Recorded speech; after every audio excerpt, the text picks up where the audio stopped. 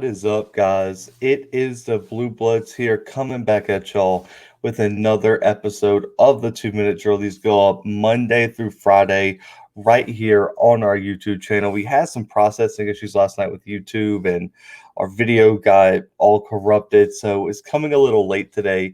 They're usually posted bright and early in the morning, but let's go ahead and get right into it, man. We have breaking news, not really breaking news. I mean, it was predicted news out of Alabama. Former Tennessee linebacker, four-star Henry Toto transfers to Alabama. And now I want to start with this. The story of Robin Hood is a great one. I mean, he takes from the rich, he gives back to the poor. But man, I'm not gonna lie, Robin Hood may have been lucky that he never ran into Nick Saban, because Nick Saban is the rich in college football, in the college football universe, and I don't think he sees it or believes in having it any other way. They land another impact transfer after they already land four-star wide receiver out of Ohio State, Jamison Williams, who's going to play a big role in the wide receiving core. Toto decided to transfer from Knoxville after all the turmoil and scandals hit the Vols after, the main recruiters of Toto left the program. It really seemed to seal the deal for his departure. Now, this doesn't come as a big surprise. He was also projected to commit to Alabama back in 2019, but surprised a lot of people in his commitment to the Vols out of high school, though, man, let's just analyze him as a player. He was a four-star linebacker out of De La Salle out in California in the 2019 cycle, the number three linebacker in the entire country, selected for the Polynesian Bowl, selected for the U.S. Army All-American game, a 2-year starter for Tennessee, guys. And he was really the leader of that defense, I would have to say. Over 140 tackles, 12 for loss, 1.5 sacks, a pick, 4 pass breakups, and took one of them back for a touchdown this year. He led the Tennessee Volunteers in tackles this past year, and last season, Toto really excelled in the run game, but I feel like a place that Alabama is going to help him improve, and a place that he's going to have to improve is his pass coverage, his discipline in pass coverage, his overcommitment, his, not always being in the right place at the right time. And I think that's where you're really going to see him shine. He only had a 38.2 PFF grade in terms of pass coverage.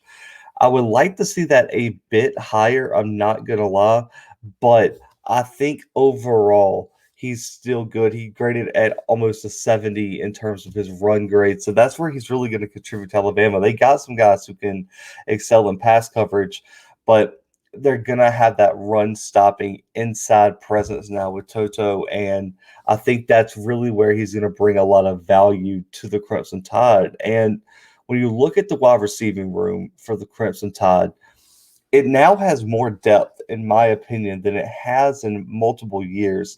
We saw 2017. We saw 2019, even with a little bit 2018. They had some injuries, they had some lack of depth, and they had to start a lot of young guys that I don't think Saban would have put out there on the field necessarily if he didn't have to. And it's hard to say like Alabama had a weakness over the past few years, but when you look at quarterback, they've been on point. Running back, wide receiver is probably the best in the country. Offensive line is always the best in the country. The D line is going to be the D line.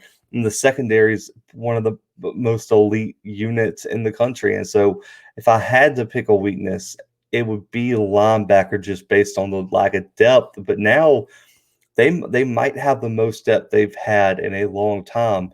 You look in the outside linebacker room, Will Anderson, Chris Allen, probably going to be the guys there. They immense potential. I mean, these guys are all SEC caliber. And then you look at the backup, Chris Braswell. He's probably going to be the third rotational guy. He might be the best of the bunch when it's all said and done. I'm really a big Braswell guy. I think this kid is one of the best edge guys that we have in the SEC, especially at his age. But you look at Toto, and he projects to be a strictly inside presence, which means it's going to be a battle between him, Christian Harris, and Jalen Moody. Now, Harris, for me, let me just say this. I mean, as someone who has watched a lot of Alabama football, who has been kind of following up on their spring and what's going on. Harris to me is almost a guaranteed. You can go ahead and pencil him in for one of those two inside spots. He's been a star since stepping on campus in Tuscaloosa. Got thrust in early due to some injuries. Over 140 tackles, 14 and a half for loss, 4.5 sacks. He ranked fourth in the SEC in solo tackles this year. This guy has the experience, the athleticism, the wherewithal. I mean, he has it all. So I think you can pencil him in to one of those middle linebacker spots. Now, Moody, I get it. Alabama fans, let me know in the comments. I know there's a strong movement that Jalen Moody has waited his turn. He deserves this. He's one of the few guys that set around. He's a senior now. This is his time to shine. This was going to be his shot this year as a senior. But for me, I just, man, Toto brings so much experience. He has so much talent that I think he probably is going to jump Moody in terms of who gets on the field first. I think Toto and Harris are going to be the 1 and 2 guys, but Moody's going to be a rotational guy for depth, in my opinion, but I think he'll still receive plenty of snaps this year. I think it's going to kind of depend on what they want to do with their scheme in certain matchups, where on the field it is, but the key here is now Alabama has the depth to rotate. if if Henry Toto can't get it done one day, you have Moody, you have Harris, you have so much depth there, and there's a lot of young guys that could factor in later in the season. Demoy Kennedy, Shane Lee, Deontay Lawson are all super talented guys that add even more depth to this inside linebacker group. And listen, I mean, let's be honest here. We have seen Saban not be afraid to throw his young guys into the fray, keeping them ready to make an impact when needed. I mean, you look at Malachi Moore last season, who may have been a huge breakout player until his injury late in the year. Nick Saban doesn't recruit players if he doesn't think they're ready to contribute. I mean, it's just a fact. I mean, he recruits the best players in the country guy. I mean, what else do you want from Nick Saban? I mean, he puts out 5 4-star talent every year, and in the draft, they dominate. These guys are ready to play right when they step on campus for the most part. Now, as we shift toward the end of this episode, this has been a viral storyline and everything. There's been a viral clip of Nick Saban a few years back, that is going around recently where he is probably, he hindsight's always 2020, but Nick Saban was first on the train on this one. He's a genius, fortune teller. I mean, he warned you about the transfer portal. He said the rich is going to get richer, and there's going to be a lot of kids sitting in the portal um, from transfer, like ill-advised transfer. Let's just say that. And he's not wrong. I mean, listen, guys. I mean, let's be honest. Has Alabama been just demolished by transfers? It hasn't. Jalen Moody still there as a senior. John Mechie waiting his turn. I look at someone like a Billingsley as someone who's kind of gonna have to wait his turn. That running back room, Brian Robinson waited his turn. That there's so many players that I guess people would have predicted to leave that haven't left the Crimson Tide. And every high impact transfer that Nick Saban has wanted for Alabama, he has gotten. I mean, and his whole argument was the rich is going to get richer because we're going to be better recruiters than you, and we're going to go after these players, and you're not going to be able to stop us. And to be honest, I mean, has anyone stopped them, guys? I mean, answer that comment below if you're not an Alabama fan, which Alabama fans will probably agree with me.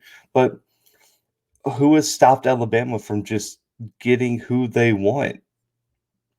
You look at Henry Toto, you look at Jamison Williams, both former 4 stars and both from high impact Power Five programs. You got Jamison Williams from Ohio State, Toto from Tennessee.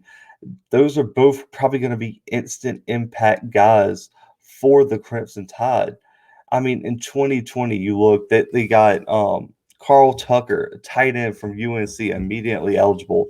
He's sitting behind Billingsley, but he's still a high impact guy that probably could make an impact if it was needed. And then you look at Landon Dickerson transferring in. You look at they just have so much talent. And listen, they might not be as active. We've covered some teams on the podcast who land 11, 12, 13 transfers or something crazy like that. Alabama just has to land the two or three every year that kind of fill a need or add needed depth that are going to be instant impact guys. And Nick Saban feels like he can learn the system, come in, and make his team better. For me, you look at someone like Dabo Swinney who said he's not going to utilize the transfer portal. That's fine, but guess what? How I would bet you whatever money you want to bet, Henry Toto would be very welcomed in Clemson right now. Nick Saban is ahead of the game. He is playing chess while everyone else is playing checkers. He understands college football at the highest level, and I think it's time we start giving him his respect in terms of when he says something, he's probably right. And he understands the ebbs and flows. I mean, this is a guy who has been in college football, in NFL. I mean, he's been around since the 80s, man. This dude has coached all over the country. This guy has recruited all over the country, been at the highest level. I mean, and he was dead on here. And I think y'all are going to see as the transfer portal becomes more and more used by higher and higher rated recruits, you're going to see the Alabamas, the LSUs, the Ohio States, the Clemsons, if they want, the Georgias really dominate the transfer portal. You saw Georgia this year land Tyke Smith out of West Virginia. You saw Drayshawn Miller go to Auburn. This whole narrative that the rich is the poor is going to be helped by all these big time recruits going to smaller schools doesn't really seem to be how this is playing out. Yeah, there's a handful. I mean, you look at Jerome Ford going to Cincinnati from Alabama at the running back position. That's huge. Jackson State's dominating the transfer portal, but really and truly, more times than not, the players that, go in the transfer portal that are going to be instant impact guys that are going to change the program's outlook are going to the top programs in the country. Nick Saban called it. We didn't listen, and now we are playing with fire here because Nick Saban is just building a contender. I'm grading this an A- for Alabama landing Henry Toto out of Tennessee. I think he's going to start this year. I don't know if he'll be their best linebacker because, I mean, they got some dogs in that unit, but he'll be one of their top linebackers. He'll probably be a top 3 tackler on this team. And all it does is add the needed depth. And Alabama is going to be right back in national title contention. So the Crimson Tide is not going anywhere, guys. And then you also have Jamison Williams from Ohio State that's probably going to add some real important experience and talent to that wide receiving room and be that burning deep threat that they've really lacked. And we're really lack going into the year because they lost, Waddle, they lost Smith, they lost so much talent. They lost Ruggs 2 years ago. But I mean, the Crimson Tide is on a roll. But guys, we will keep you all updated on any and all new transfer news. But that is a wrap on this episode. Make sure to give this video a thumbs up. Make sure to subscribe to the YouTube channel. We are pushing 200 subscribers, man. Make sure to enter yourself in that giveaway by subscribing now. If you want to follow the podcast audio version, make sure to subscribe anywhere you listen to podcasts on any and all podcast streaming platforms. We're about to send our merch out to our first 5 winners of the merch giveaway for 100 subscribers. So shout out to y'all. Make sure to send me some pictures of y'all rocking the merch so we can give y'all a shout out on our social media and our and our show. But guys, we continue our Pac-12 in 31 days tomorrow. Mark Johnson from Colorado joins us. We're going to be talking all things Buff football, and it's going to be a blast. So make sure to tune into that. But for myself, the 2-minute drill, and the Blue Bloods guys, we are out.